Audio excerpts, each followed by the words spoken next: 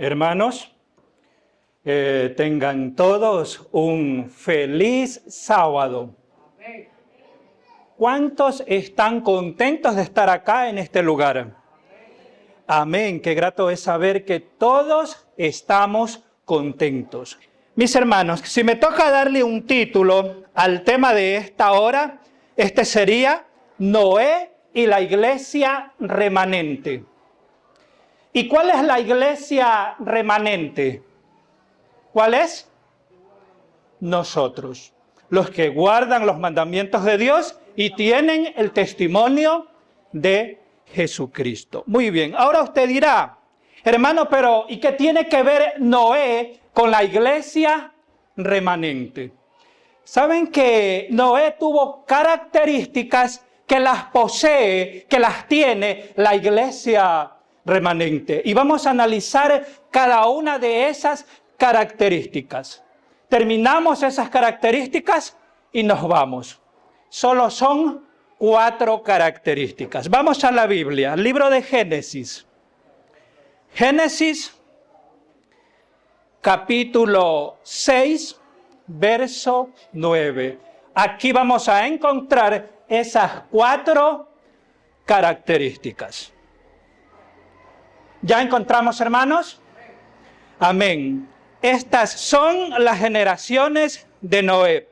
Varón justo, era perfecto en sus generaciones. Con Dios caminó Noé. Este es un texto bastante conocido y de paso muestra 4 características. ¿Ya ustedes vieron la primera? Justo. La primera es que Noé fue justo. La segunda, perfecto. La tercera, ¿cuál es la tercera? Con Dios caminó Noé. Y la cuarta, ¿quién me dice cuál es la cuarta? Que Noé, en él se dio el don profético. Hermanos, ¿Noé fue profeta? Claro que sí, eso no hay ni que dudarlo. Muy bien, ahora vamos a analizar todas estas características y las vamos a aplicar a la iglesia remanente. Y vamos a ver cómo lo hacemos. Característica número 1. ¿Recuerdan cuál era la primera? Justo. Muy bien. Noé fue una persona justa. La palabra justo viene del hebreo tesadid. Y me encanta lo que esto significa porque te muestra las características que tuvo Noé. Y esas características son las siguientes: derecho, recto, inocente, persona sin culpa, piadoso, procede con justicia y con honradez. Eso fue Noé. ¿Cómo fue Noé? Fue una persona recta, fue una persona derecha, fue una persona inocente, que en él no se encontró culpa. Y más adelante vamos a ver por qué. El comentario bíblico adventista lo define de la siguiente manera: rectitud, honradez y virtud. ¿Cómo era Noé? Era un hombre honrado. ¿Cómo era él? Honrado. ¿Cómo debe ser nuestra iglesia? Honrada. ¿Cómo debemos ser nosotros? Honrados. Muy bien. Ahora, yo quiero establecer un contraste con aquella generación en la cual vivió Noé, con sus contemporáneos. ¿Cómo eran ellos? En el verso 5 del mismo capítulo, Génesis 6:5 dice: todo designio de los pensamientos del corazón de ellos eran de continuo hacia el mal. Aquella generación, ¿en qué pensaba? En lo malo. Noé, ¿en qué pensaba? en lo contrario, es porque estoy estableciendo un contraste. Él era diferente a su generación. En el verso 11 del mismo capítulo dice, y la tierra estaba corrompida y llena de violencia. ¿Cómo estaba la tierra? Corrompida. Te pregunto, ¿Noé era una persona corrompida?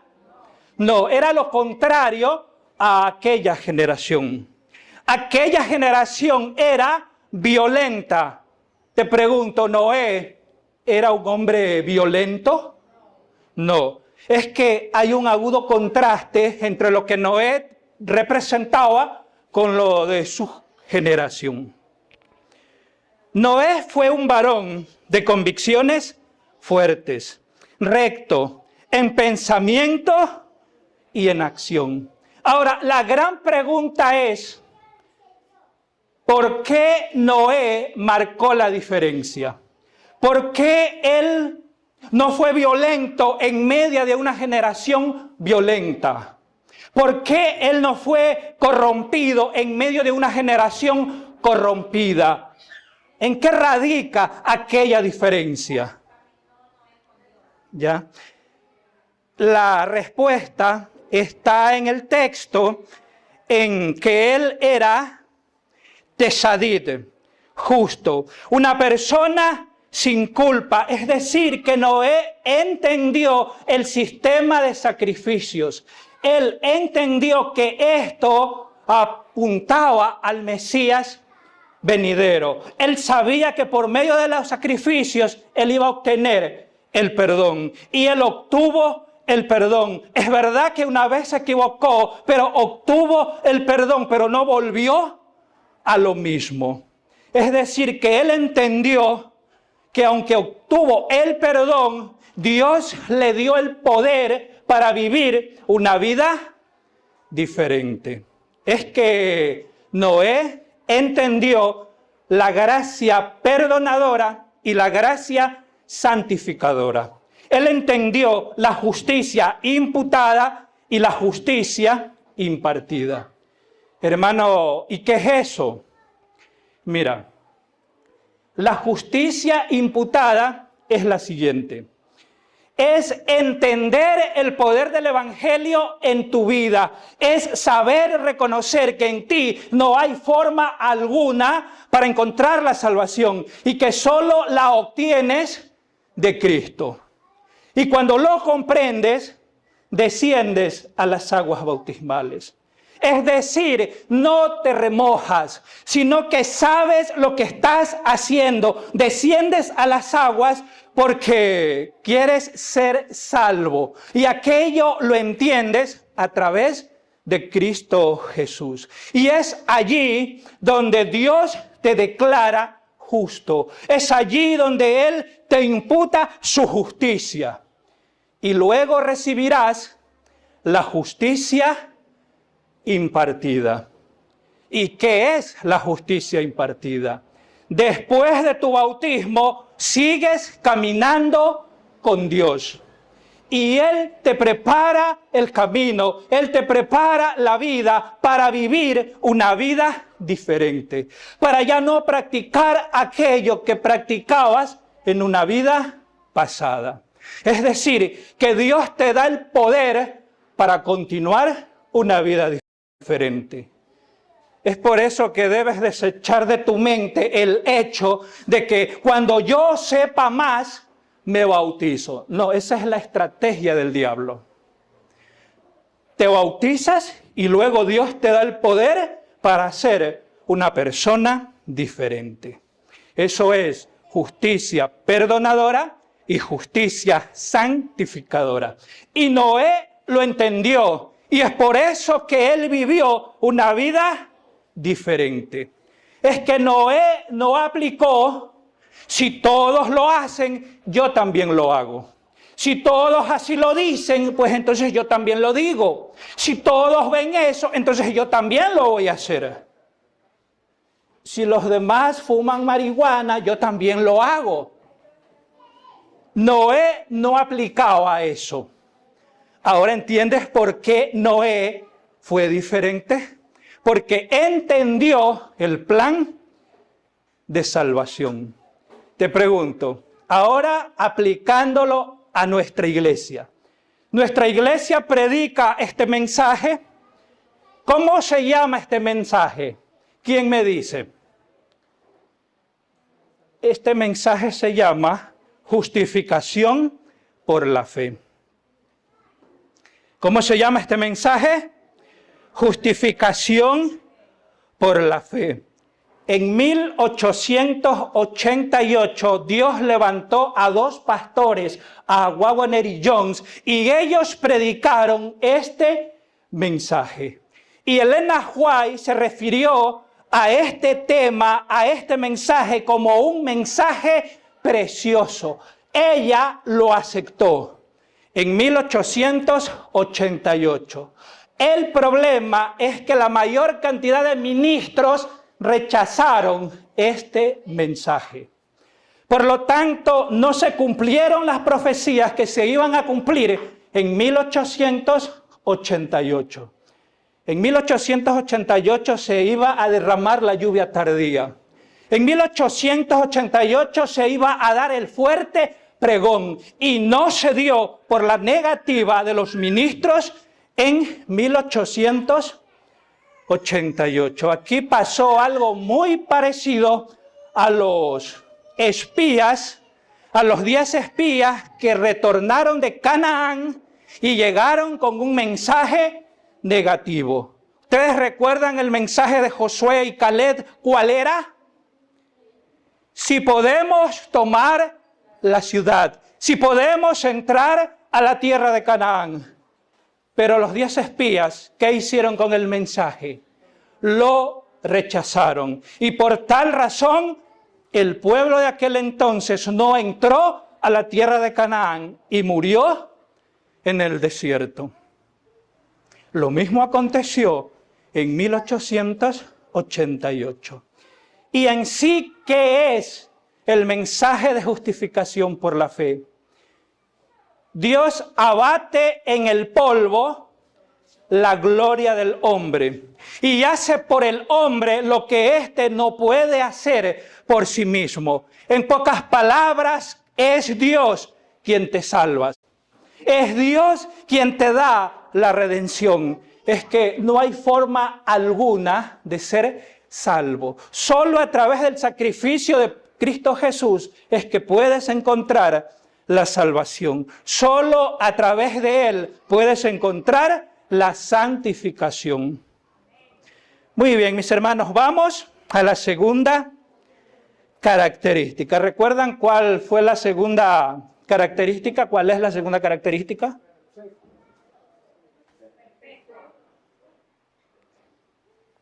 ¿Cómo era Noé? Y aquí viene la pregunta clave. ¿Cuál es la pregunta clave? Hermanos, ¿podemos ser perfectos? ¿Podemos? Yo no sé si usted ha notado, pero a veces se escucha algo, es que somos humanos y no podemos ser perfectos. Y la mayoría de los que pensamos así, solo ese pensamiento es para minimizar una falta. Es para no aceptar una falta. Es por no reconocer mis errores. Y nos escondemos detrás de una naturaleza. Es que nadie es perfecto. Pero usted que dice que es imposible ser perfectos, ¿usted conoce el concepto de la palabra perfecto? ¿Qué es lo que quiere enseñar la Biblia cuando dice que Noé era perfecto? La palabra perfecto en el hebreo era tamim. El segundo atributo destaca a Noé como intachable en su tiempo. Eso lo dice la Biblia de Jerusalén. Ahora, la palabra perfecto, ¿recuerdan? Es tamim. Y su significado es entero, completo moralmente, integridad, verdad, sin defecto, recto, sin tacha. Esto lo saqué del texto de Strong, allí mirando el texto original. Entonces, ¿qué significa ser perfecto? La primera palabra que mencioné fue entero. ¿Qué significa esta expresión? ¿De dónde proviene? Esta expresión proviene del sistema de sacrificios. Específicamente los corderos. Cuando una persona iba a sacrificar un cordero para encontrar el perdón, ese cordero tenía que ser entero. Se podía ofrecer un cordero tuerto, un cordero manco, un cordero cojo. Tenía que ser entero. Y también aquello implica que tenía que tener la edad estipulada, que era 1 año. Entonces, eso significa entero. Pablo lo toma esto, lo agarra y lo lleva al área espiritual. Y más adelante vamos a ver cuál es la palabra que traduce Pablo hablando de esto. Ahora, vamos a Mateo 5 para mirar el texto griego. Mateo 5, 48, ¿qué dice?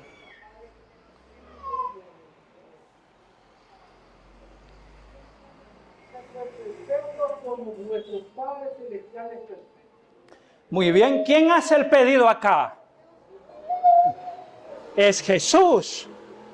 ¿Y cuál es el pedido?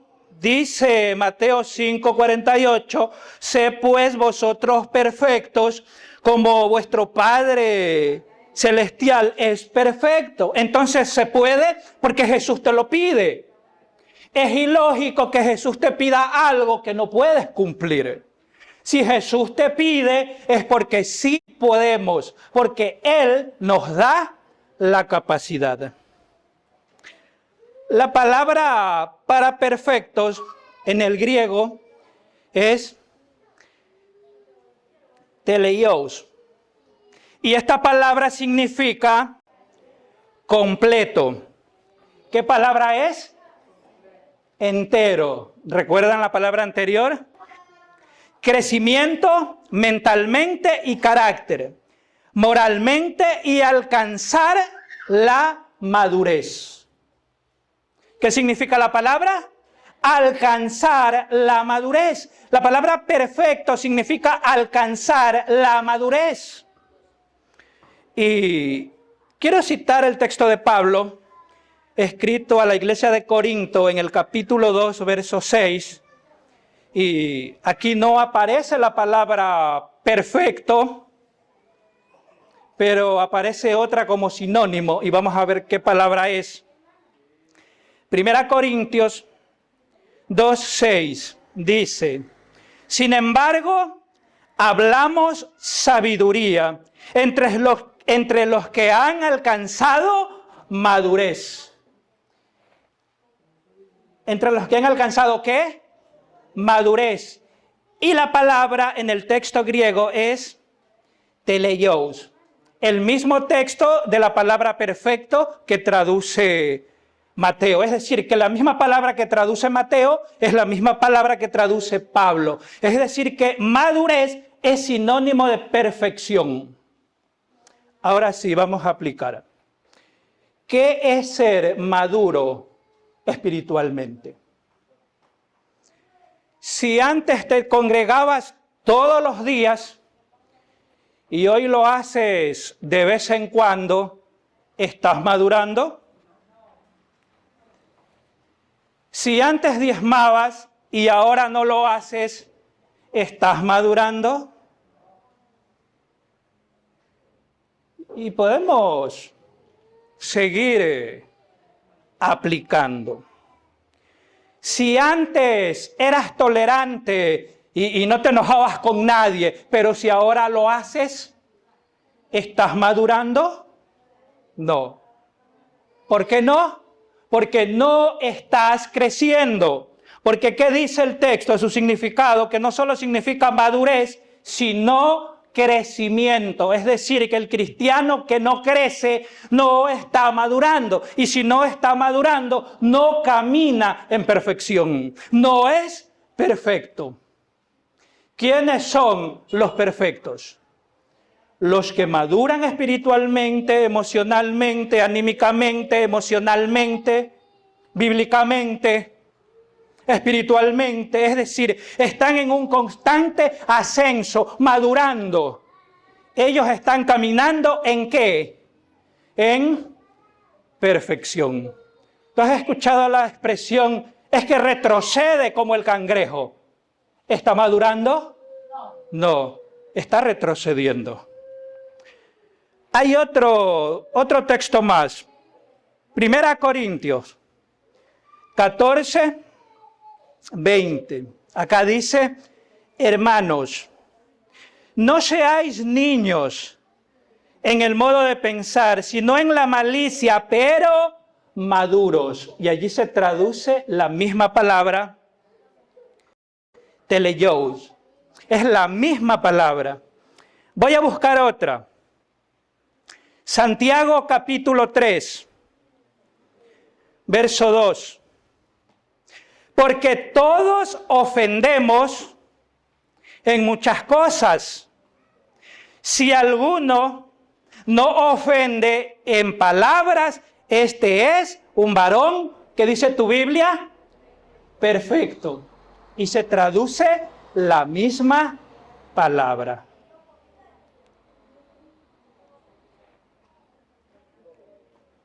Si te ofenden en palabras, ¿esa ofensa vino de una persona que es madura espiritualmente?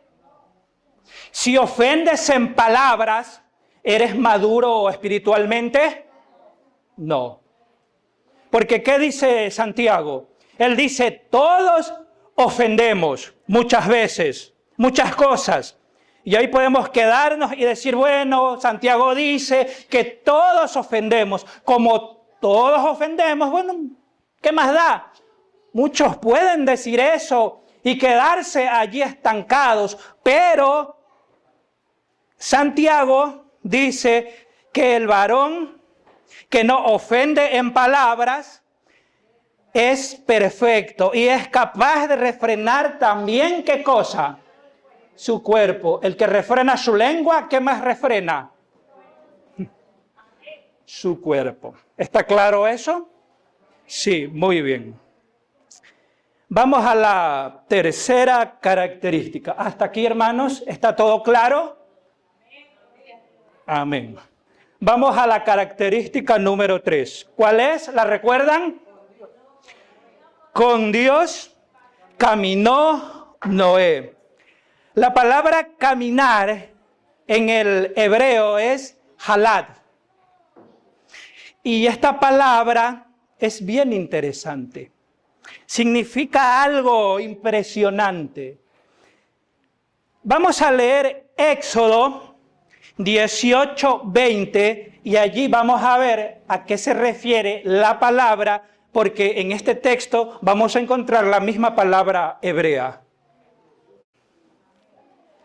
El verso 20 dice, y enseña a ellos las ordenanzas y las leyes, y muéstrales el camino por donde deben andar. Y ahí la palabra hebrea es halad. Entonces, ¿qué significa? ¿Qué significa que Dios caminó con Noé? Significa que Noé guardó los mandamientos. Eso significa caminar con Dios. Hay otros textos en Isaías, en Jeremías, que dice, y mi pueblo no quiso caminar guardando la ley. Entonces, eso significa la palabra caminar. Ahora, hermanos, les pregunto, ¿esta iglesia guarda los mandamientos de Dios? ¿Sí? En Apocalipsis 14:12 dice, aquí está la paciencia de los santos, los que guardan los mandamientos de Dios y la fe de Jesús. En Isaías capítulo 33, verso 15, hay un concepto más. Y vamos a ver un concepto más. Isaías 33, 15 dice, el que anda, y ahí se traduce nuevamente en el hebreo, halad. ¿Y qué dice el texto de Isaías? El que anda en justicia. ¿Qué era Noé? Era un hombre justo.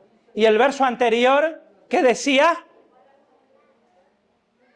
Que anda en sus ordenanzas, en sus leyes, en pocas palabras, en sus mandamientos. Por tal razón, la expresión o la tercera característica, Noé caminó con Dios, significa que Noé guardó los 10 mandamientos. Y vamos a la última característica. ¿Cuál era la última característica? Hermanos, ¿Noé tuvo el don profético? Sí. Mira lo que dice Elena White en Patriarcas y Profeta, en la página 74, dice lo siguiente. Si los antediluvianos hubieran creído la advertencia y se hubiesen arrepentido de sus obras impías, el Señor habría desistido de su ira como lo hizo más tarde con Nínive. Pero con su obstinada resistencia a los reproches de la conciencia y las advertencias del profeta de Dios. ¿Quién era el profeta de Dios? ¿Quién era? Noé. Elena White llama a Noé como el profeta de Dios. Para ella, Noé era el profeta de Dios. Dios le profetizó a Noé el diluvio universal y le dijo que predique para todos que aquellos que acepten el evangelio de Noé puedan salvarse. Pero ustedes saben, él predicó 120 años y ¿cuántos se salvaron? 8 personas en 120 años. Si Noé hubiese sido pastor de esta iglesia, ¿qué hubiese pasado? Lo dejaban sin empleo. Muy bien, ahora mis hermanos, ¿cómo se cumple esta característica en nuestra iglesia? ¿Cómo se cumple? Esta iglesia tiene el don profético. ¿A través de quién? A través de Elena G. de White. Muy bien. ¿Y quién fue Elena de White? ¿Quién me dice? Una profeta. ¿Qué más me pueden decir de ella?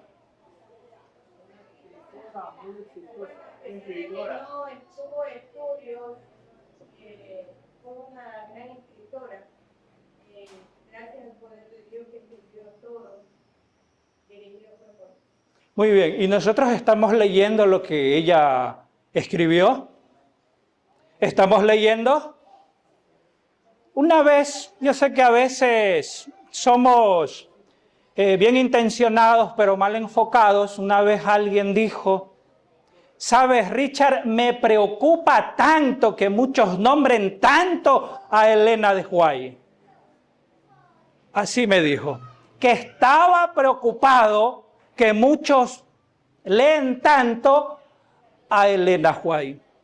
¿Y saben lo que yo le dije? Le dije, hermano, a mí me preocupa tanto que haya personas que no leen a Elena White. No le pidas permiso para leer a Elena White. No, abre los libros rojos. ¿Cuáles son los libros rojos? Los que ella escribió. Abre los libros azules. ¿Cuáles son los libros azules? Los libros que ella escribió. Los que atacan a Elena White dicen es que ella no puede ser profeta por ser mujer. ¿Es correcto eso? No. Porque las hijas de Felipe, ¿qué ministerio desempeñaron? Eran profetisas. Otros dicen, no, es que ella no puede ser profeta porque no está dentro del canon bíblico. ¿Es correcto eso? No, porque Juan el Bautista, la Biblia lo muestra como el más grande profeta, pero pregunto, ¿estuvo dentro del canon bíblico? No, no. Enodo, ¿fue profeta? Sí. ¿Está dentro del canon bíblico?